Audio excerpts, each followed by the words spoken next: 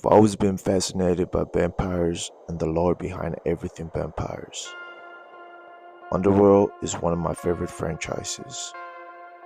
To most, it might seem just like another action horror franchise, but Underworld draws from history, mythology, and even real-world political struggles. Today, I'll give it a shot to break down how Underworld takes inspiration from history and turns it into one of the most compelling vampire franchises of the thousands.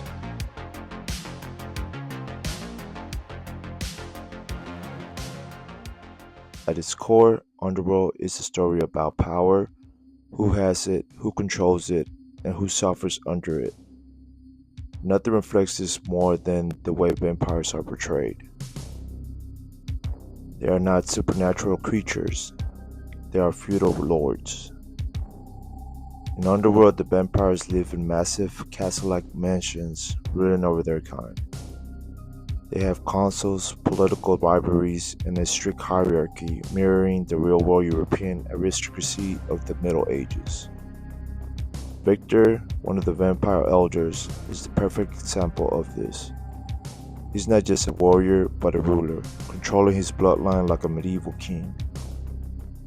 He rewards loyalty, punishes dissent, and bends history to fit his narrative, much like how monarchs of the past rewrote history to justify their rule.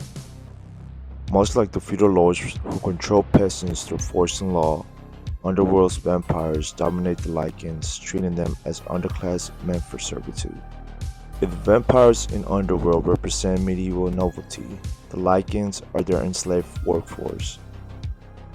This dynamic echoes real-life historical oppression that can be related to a piece of history where Nat Turner started the rebellion of 1831. In Underworld, we learn that the first lycans were bred as laborers and bodyguards for the vampires. They were treated as disposable, forced to serve without question. But like all oppressed people, they eventually fought back. Lucian's rebellion is more than just a battle, it's a revolution, similar to how enslaved and oppressed people throughout history rose up against their rules.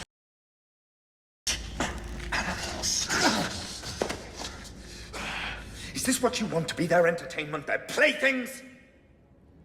Their pets? Cowering beneath the whip, and then fighting amongst ourselves? Is this what you want?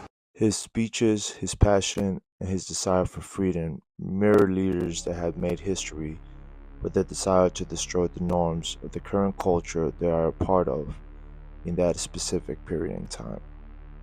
The Lycan struggle isn't just a fantasy concept, it's a retelling of history in supernatural form.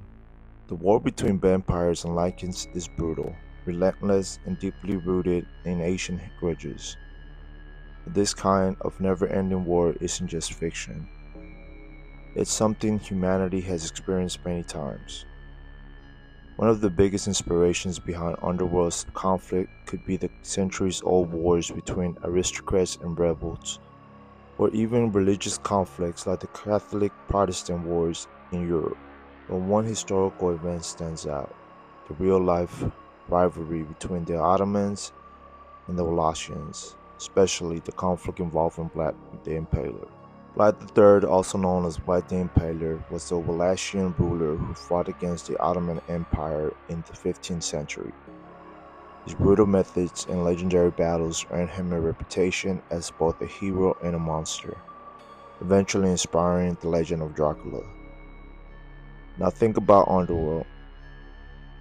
A ruling class of vampires, much like the Wallachian nobles, fights an endless war against a powerful and dangerous enemy, the Lycans. Like the Ottoman forces, are strong, adaptable, and refuse to submit.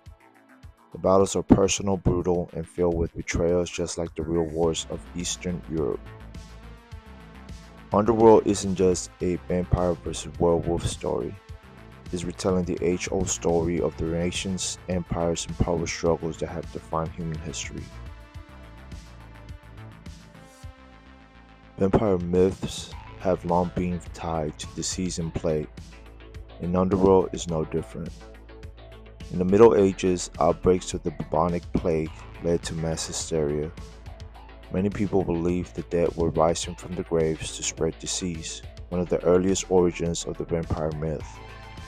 Graves were even dug up, and corpses were found with blood on their mouths, leading to the belief that they were feeding on the living. In Underworld, vampirism and lycanthropy are portrayed almost like infections.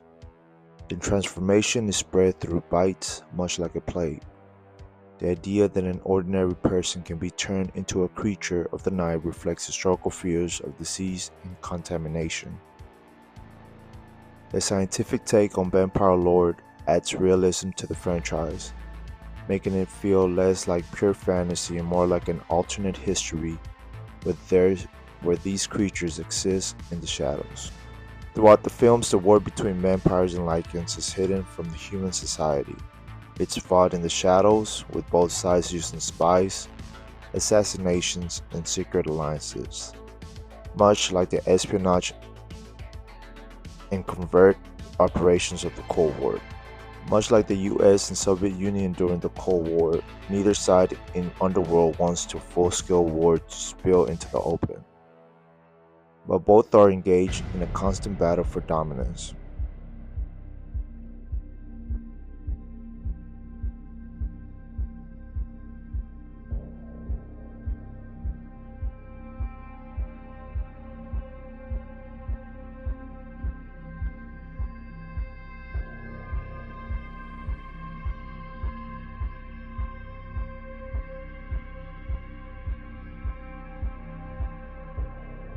This makes Underworld feel more like the thriller at times, adding layers of political intrigue to its vampire lore.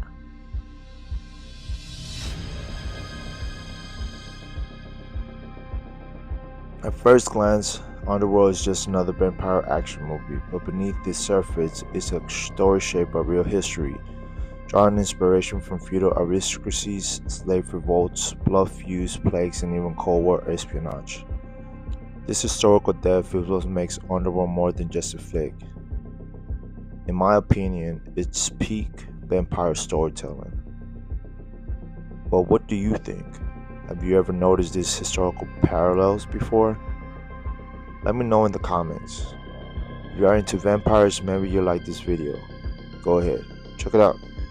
Thank you for watching, and I'll see you on the next one. Take care.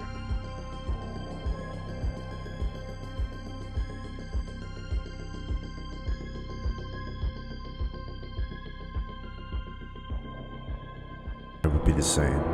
Let me share with you why. The latest vampire movie at the